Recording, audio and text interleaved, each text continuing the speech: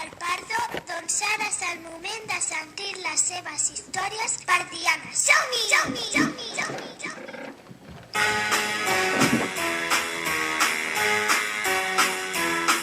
Hit the road, Jack.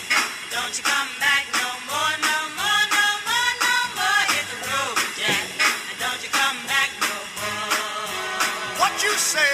Hit the road, Jack. And don't you come back no more, no more. Doncs aquestes són les històries pardianes. Ara és el moment del Pardo. Pardo, què? Bueno, doncs em disparo. Sagnier. Disparo, sí. Hem sentit Sagnier al principi del programa. Qui era aquest senyor? Pues jo crec que hi ha gent que el coneix a Barcelona. Mira, torno a repetir, aquesta Barcelona tan maca, tan bonica, amb aquests edificis tan emblemàtics que tenim. Parlem d'en Jujol, parlem d'en Falqués, parlem del Domènec i Montaner, i hem de parlar, evidentment, se li ha de fer justícia amb el Sagnier, perquè ara veuràs tu els edificis. Jo crec que hi ha moltes persones que ens escolten que coneixen els seus edificis, però bé, els recordem. Exactament, aquest senyor es deia Enric Sagnier de Villavechia, i va néixer a 1858.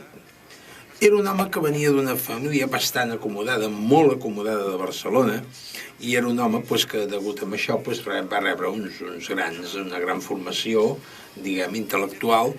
Era un home que dominava perfectament la música, era un gran melòman, dominava la música. Ell era aficionat, una de les seves aficions era el violí, era també la pintura, i allà on ell va estudiar, en un col·legi emblemàtic que encara existeix, i precisament està a Mataró, que era el Col·legi Valldemia, que possiblement, doncs, l'hauràs sentit anomenar. Jo no. Sí, però és el Valldemia. Era un col·legi... No. Americament tampoc, eh? Doncs, noi, us espavileu, tu. Sí, que Jordi, tu l'has sentit parlar? No. Jo personalment hi he estat, no estudiant, però hi he estat en aquest col·legi de Mataró. Per cert, que llavors pujava el tramvia. El tramvia de Mataró pujava fins a hi havia el col·legi de Valldemia, i eren els dos, el Sant Antoni i el Valldemia.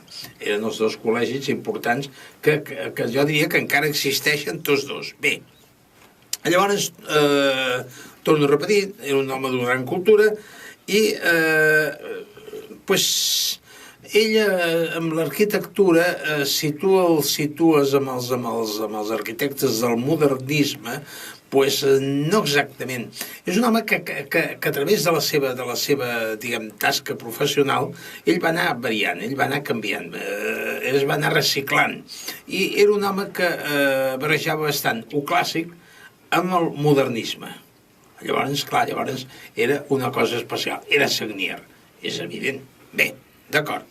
Llavors, aviam, ell, degut a la seva relació social, fins i tot el seu pare era un gran directiu d'una de les caixes d'estalvis de Barcelona, era un director d'una de les caixes d'estalvis que llavors existien a Barcelona, estava molt relacionat amb les classes econòmicament poderoses i les classes que li podien donar feines importants a fer. Bé, aleshores també tenia molta relació, torno a repetir, amb l'alta burguesia de Barcelona i aleshores també amb l'Església. Amb tot l'estament eclesial tenia molt bona relació. Aquest home va estudiar a l'escola de tècnica superior d'arquitectura de Barcelona i ell va obtindre el títol a 1882. Va ser quan va obtindre el títol. Llavors, el que existia és una gran relació amb els salesians. Hi havia una gran relació amb els salesians i aquest és el motiu per al qual va vindre la seva intervenció com a arquitecte, inclús dins de les obres del temple expiatori del Sagrat Cor del Tibidabo. Que llavors tu te'n recordaràs que en una d'aquestes d'això vam parlar de Dorotea... De Chopitea. De Chopitea, sí senyor. Tu sabies qui era Dorotea de Chopitea, Carmen? Dorotea de Chopitea va ser una de les senyores que va financiar precisament amb els seus diners part d'aquest temple, del temple del Tibidabo. Molt bé, a part de moltes obres de caritat, etc., que va fer Barcelona, va crear els tallers salesians també d'això, i va tindre molta relació i molta bona relació amb en Don Bosco, que llavors després va ser Sant Juan Bosco. Llavors Don Bosco, bé, quan ell va estar aquí a Barcelona, va ser el que li va demanar crear els tallers, i Dorotea de Chopitea, que tenia econòmicament la possibilitat, va crear els tallers de formació professional salesiana. Aleshores, bueno, pues el senyor, diguem-ne, Sagnier, pues, va tindre molt bona relació amb la gent de la seva època. Amb la gent em refereixo de la cosa dintre del camp de la professió, com per exemple, pues, jo he pres aquí nota, pues, era en Bonaventura Bassegoda, era un d'ells. Qui era aquest? També arquitecte. Ah, val. Sí, també arquitecte. Josep Maria Sert. Això sí que em sona. Josep Maria Sert. Aquest sí. En Josep Llimona. El del pati. Bueno, del pati, però més que el pati era escultor, Vull dir, el pati el va fer després, perquè clar, no es dedica a fer patis. No, però ja acabo de dir una... No, però acabo de dir una... Bromes no, No, no és una broma, però és cert que molta gent que li preguntes qui era el senyor Llimona? El del pati. Exacte, sí senyor, el del pati. Perquè no sap, segurament que era un arquitecte, no? Ja queda molt simple el dir el del pati. Perquè clar, diuen, oye, usted conoce Rusia, hombre, claro, la ensalada rusa, claro, hombre, fíjate usted, yo conozco de Rússia. Sí. Pues això és una mica que ens porta amb això. Bé, aquest senyor era casat amb 5 fills, un d'ells també va ser arquitecte, concretament el seu fill, Josep Maria Sagnier Vidal, que va continuar molt l'obra del seu pare, perquè hi havia molts projectes del pare que no es va fer el pare, llavors va ser el fill el que els va continuar. Una de les característiques d'en Sagnier és que era un home que tota la seva construcció està a Barcelona. Si féssim una relació de la quantitat d'edificis amb adreces que hi ha a Barcelona d'en Sagnier, doncs ens estaríem aquí hores i hores, i a més seria un programa que seria molt pesat, perquè el que es tracta és fer una mica diguem, el perfil d'aquest senyor, però no el que ha fet. Sobretot perquè, escolteu, la seva obra és extraordinària. Bé, aleshores també en Sagnier va participar en política. És curiós perquè fixeu-se que tota aquella gent d'aquelles èpoques, gent, per exemple, el doctor Robert, en Sagnier, molts d'aquests van entrar dintre del camp de la política. És molt curiós, això. Ell anava prim, militar, també va entrar en el camp de la política, i era bastant freqüent. Llavors, aquest senyor va arribar a ser diputat provincial per un grup molt pròxim a la Lliga Regionalista, que era més aviat diguem, jo la situaria amb una part de dretes, diguem-ne així. Bé, tota la seva obra professional va ser, per l'Ajuntament de Barcelona, se li va concedir la medalla d'or de la ciutat, o sigui, tenia la medalla d'or de la ciutat. Llavors, anem pels edificis. Que és el que la gent normalment... Anem pels edificis, sí, que és el que m'interessa, dir, bueno, qui era Sagnier, què va fer? Home, almenys coses que les veieu cada dia, i ai, això era de Sagnier, mireu, començaré... Preneu nota, perquè això és important. No, que la gent moltes vegades pot fer una... No cal ni prendre nota perquè se'n recordaran. Mireu, la caixa de pensions de la Via Laietana. La caixa de pensions de la Via Laietana, 56, és Enric Sagnier. Passem a una altra cosa. Ell va ser nombrat precisament arquitecte diocesà de Barcelona i a més va ser nomenat a l'arquitecte oficial del monastiri de Montserrat al propi temps de la catedral de Barcelona. Això va portar que Enric Sagnier, que va ser nombrat l'arquitecte oficial de la catedral de Barcelona, degut a tota la seva tasca dintre de l'església, el papa Piu XI li va concedir el títol de marquès de Sagnier. I llavors aquest senyor era marquès de Sagnier. Però per què el Sant Pare li va donar el títol? Perquè el Sant Pare pot donar títol si vol, perquè és el Sant Pare. Però és un títol que dona... Si jo dono un títol a tu, doncs no serveix per res. Però aquí a Espanya, per exemple, el dona el rei, normalment, no? Els concedeix la Casa Reial. Bueno, suposo... Però el Sant Pare també... Bueno, és que jo crec també que tu has de tindre en compte que el Sant Pare pot donar un títol perquè és cap d'estat. Del seu país? O de l'Església Catòlica? No, del seu país. El Vaticà és Estado del Vaticano. Per tant, el cap de l'estat del Vaticà és el Sant Pare. Llavors pot concedir tu, si vols un títol te'l concedeixo jo, però no servirà per res. Home, tu una mica Sant Pare sí que ho ets, Home, sí, sóc bona persona, però no arribo a Sant Pare, relato. Bueno, què farem? Vinga. Llavors, hi ha una cosa que va crear ell que era una meravella, que això es pot trobar a internet, aquesta fotografia la podeu trobar a internet, o amb aquestes estampes antigues de Barcelona, que va ser el frontó barcelonès, al carrer Diputació 415. No existeix. Realment era una meravella. Recordes a quina alçada estava, més o menys? Sí, això estava... A l'Eixample? Sí, això estava aproximadament per el carrer... O sigui, era la Gran Via 458, això et ve a caure... Casanova, Montaner... No, passa Tatuant, home. Passat la plaça Tatuant, primer carrer quin és, no recordo ara. És igual, per allà. Passat plaça Tatuant, allà estava, sí. Aleshores, bueno, concretament, aquest home també crea el Santuari de Maria Auxiliadora, que és el Santuari de Maria Auxiliadora, crea el Col·legi de Jesús i Maria al passeig de Sant Gervasi 15, el Col·legi de Jesús i Maria... I tu el coneixes, Maricano? Sí, a més és un edifici fabulós.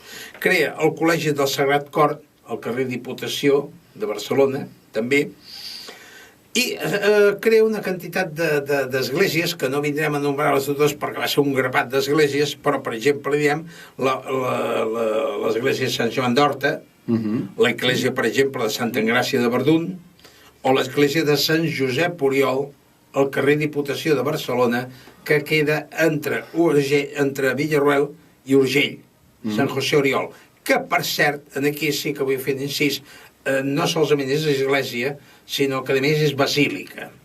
O sigui, té el nombrament de basílica. Recordem, part, tu que ho saps, la diferència entre Sí, basílica és un títol honorari que concedeix el Sant Pare amb una església.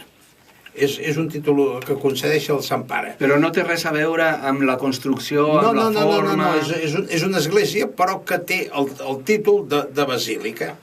Com, per exemple, el passat, quan va vindre ara en Benet XVI i va fer basílica a la Sagrada Família, que no ho era. Ara és basílica. Basílica, per exemple, pot ser l'església de la Mercè, me sembla que ho és, no sé si l'església de la Catedral del Mar, Santa Maria del Mar, me sembla que també és basílica, i en Per tant, és una concessió papal. És una concessió papal, sí, és un títol que li dona el Sant Pare. Només ho pot donar el Sant Pare. Només ho pot donar el Sant Pare. Bé, d'aquí passem a una altra cosa. Parlant d'això, ja hem parlat de tot això, passem amb altres coses que ha fet aquest home.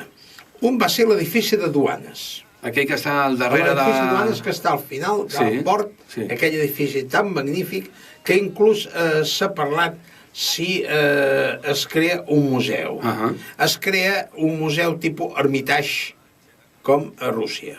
S'estava parlant d'aquella zona i també de l'altra que hi ha al costat de l'Hotel Vela. Bueno, és que passa una cosa, hi ha edificis emblemàtics a Barcelona que, clar, que amb el temps aquests edificis han perdut les seves funcions per moltes raons, i aleshores, per exemple, tens el govern militar de Barcelona que avui en dia ja s'està parlant de crear un museu de l'exèrcit. Un museu de l'exèrcit, perquè l'edifici, naturalment, ara ja no té massa aplicació com a govern militar. Bé, aleshores, hi ha una altra cosa també que és molt important, i aquí va participar un altre arquitecte, van ser dos. Ell va fer els projectes i conjuntament i ajudat per el Domènec i Estapa van crear el Palau de Justícia de Barcelona. El Palau de Justícia de Barcelona, no els nous jutjats, no? Sí, el d'allà, sí, el de... El que estan enfront, més o menys, més amunt. No, el que està allà al Palau el que està allà del Triomf, home. Sí, allà. Justos, Companys, ha vingut de Companys. Ai, molt bé. Menys mal que tenim l'apuntadora aquí. Construeix el convent dels Caputxins de Pompeia. El convent dels Caputxins de Pompeia és ell. El Real Club Marítim de Barcelona, que era una preciositat, que va desaparèixer en 1957. 1957 el van tirar a terra, és una llàstima, però torno a repetir, si entreu vosaltres en estampes antigues de Barcelona i tal i qual, ho veureu perquè surt aquest edifici. I llavors va crear també, i aquest sí que m'aturaré una mica, el Palau del Marquès d'Alella. El Palau del Marquès d'Alella està al carrer Montaner 282. I ara està molt en boga perquè aquest palau el va comprar un industrial que es deia Muñoz Ramonet.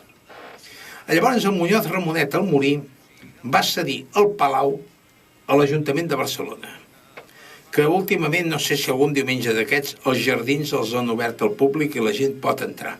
Però hi ha un problema molt greu que està als jutjats, que resulta que dintre d'aquest palau el Muñoz Ramonet va anar copiant una sèrie d'obres d'art, inclús, ojo, parlo Goyes i parlo Zurbarans i parlo d'això.